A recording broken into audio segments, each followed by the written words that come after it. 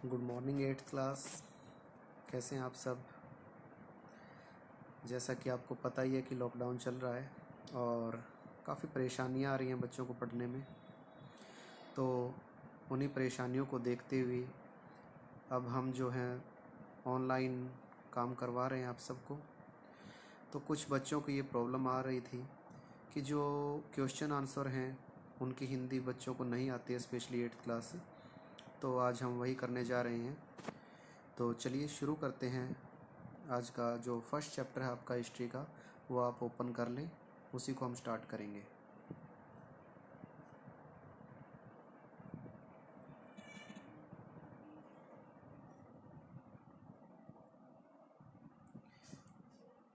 जैसा कि आप स्क्रीन पर देख पा रहे हैं, हमारे चैप्टर का नाम है हाउ, व्हेन एंड वेयर।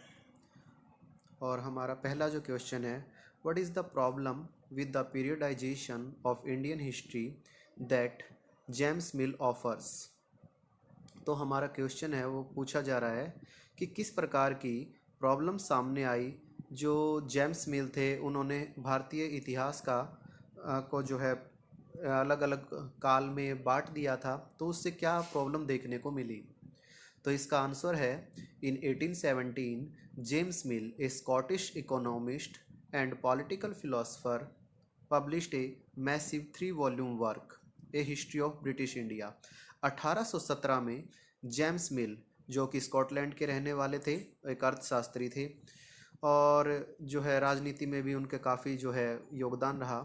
तो उन्होंने एक काफ़ी बड़ा एक कार्य किया। उन्होंने एक पुस्तक लिखी जिसका उन्होंने नाम दिया जिसे a history of British India. In this he divided Indian history into 3 periods, Hindu, Muslim and British.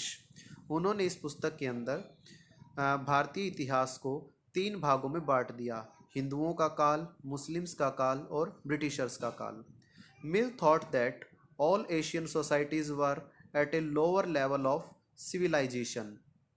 मिल का ऐसा मानना था कि जितने भी एशियन कंट्रीज़ हैं, एशिया के अंदर जितने भी देश रहते हैं, उन वहाँ की जो सोसाइटीज़ हैं वो यूरोपियन कंट्रीज़ की सिविलाइजेशन यानी सभ्यता से बहुत पीछे हैं। According to his telling of history, before the British came of India, Hindu and Muslim despots rule the country. इसके अलावा उन्होंने ये भी बताया अपनी इस हिस्ट्री बुक के अंदर कि ब्रिटिशर्स के भारत में आने से पहले हिंदू और जो मुसलमान हैं वो काफ़ी तानाशाही ढंग से जो है देश में राज करते थे। हमारा जो सेकंड क्वेश्चन है, why did the British preserve official documents. कि ब्रिटिशर्स जो हैं जो भी कार्य करते थे वो उन्हें ऑफिशियल डॉक्यूमेंट्स यानी कि कुछ कार्यालय के जो कार्य होते हैं उनमें वहाँ पर उनको लिख लिया जाता था फाइल्स के अंदर। तो वो ऐसा क्यों करते थे, उनको प्रिजर्व करके क्यों रखते थे, यानी कि उन्हें संभाल कर क्यों रखा जाता था। तो आंसर है, one important source is the official records of the British administration. तो ब्रिटिश एडमिनिस्ट्रेशन के अंदर काफ़ी इम्पोर्टेंट सोर्स होता था जो ऑफिशियल रिकॉर्ड्स होते थे, यानी कि ऑफिस के अंदर जो भी चीज़ें रिकॉर्ड करके रखी जाती थी। The British believed that the act of writing was important, every instruction, plan, policy, decision, agreement, investigation had to be clearly written up. जो ब्रिटिशर्स थे उनका ये मानना था कि कोई भी कार्य करें तो उसे रिटर्न में ज़रूर करना चाहिए, वो काफ़ी इम्पोर्टेंट होता है। वो जो भी इंस्ट्रक्शंस होती थी उन्हें जो भी था निर्देश वगैरह उनको, या प्लान्स होते थे, जो भी योजनाएं बनाई जाती थी, पॉलिसीज़, ये भी योजनाएं होती हैं, तो उन सब को, इसके अलावा जो भी डिसीज़न निर्णय लिए जाते थे उन्हें भी, एग्रीमेंट मीन्स जो भी समझौते किए जाते थे किसी राजा महाराजा के साथ उनको, इन्वेस्टिगेशंस कोई भी छानबीन की जाती थी उन्हें क्लियरली जो है लिख लिया जाता था। वंस दिस वॉज डन, जब एक बार ये सब हो जाता था, things could be properly studied. तो इससे जो है चीज़ों को समझना काफ़ी आसान हो जाता था, एंड डिबेटेड, और उन पर बहस भी की जा सकती थी कि क्या वो सही है या गलत है। This conviction produced an administrative culture of memos, notings and reports।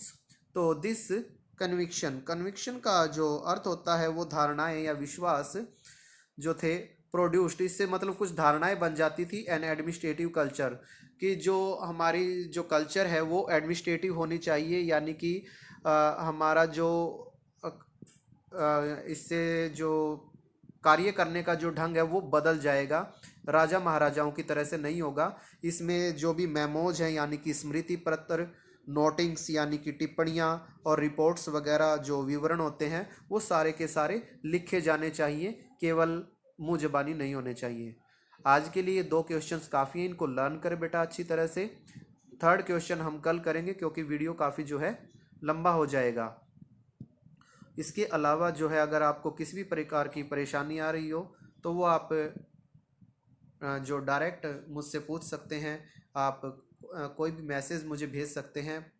और प्लीज़ बेटा जो भी आपको वर्क दिया जाता है उसे डेली करते रहें हर सब्जेक्ट का, क्योंकि आप जानते हैं कि लॉकडाउन खुलने में अभी काफ़ी समय लगेगा और इसी प्रकार से ये जो हमारा कार्य है कुछ और लंबे समय तक चल सकता है।